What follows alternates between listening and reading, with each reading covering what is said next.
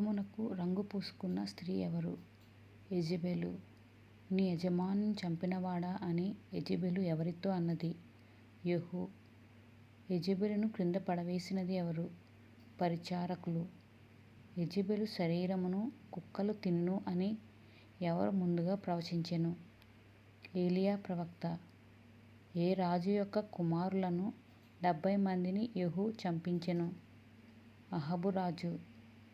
అహజ్యా సహోదరులను ఎంతమందిని యెహూ చంపించెను? 42 మందిని. యెహూ తన రథము మీద ఎవరిని ఎక్కించుకొనెను? యెహోనాదాబు. కపటోపాయము చేసి బయలునకు మ్రొక్కువారిని నాశనము చేసిన రాజు ఎవరు? యెహూ. యెహోనాదాబు తండ్రి ఎవరు? రేకాబు. బంగారు దూడలను అనుసరించినది ఎవరు? యెహూ. యెహూ మరణించగా ఎక్కడ సమాధి చేసిరి? షోమ్రోను. యెహూ తర్వాత రాజు ఎవరు? యెహూ కుమారుడైన యెహోయాజు. యెహూ ఎంతకాలము ఇశ్రాయేలీయులను ఏలెను? 28 సంవత్సరములు. యూదా రాజైన అహజ్యా తల్లి ఎవరు? అతల్యా. అహజ్యా తండ్రి ఎవరు? యూదా రాజైన యెహోరాము. యూదా రాజైన యెహోరాము కుమార్తె ఎవరు? యెహోషెబ. తన కుమారుడు మృతి పొందెనని మిగిలిన రాజకుమారులను చంపినది ఎవరు? అతల్యా. అహజ్యా కుమారుణ్ణి దాచి రహస్యముగా పెంచినది ఎవరు? యెహోషెబ.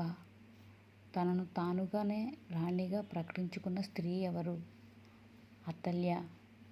అతల్యా యూదావారిని ఎంతకాలము ఏలెను? 6 సంవత్సరములు.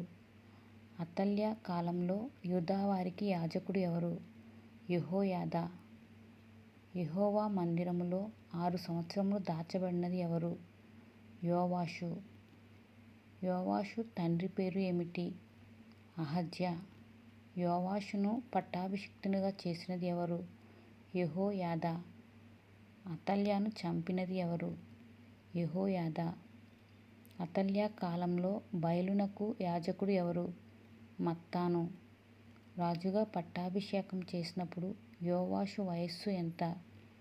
7 సంవత్సరములు. యెహూ ఇశ్రాయేలీయులకు రాజుగా ఉన్నప్పుడు యూదా రాజు ఎవరు? యోవాషు. యోవాషు తల్లి పేరు ఏమిటి? జిబ్యా.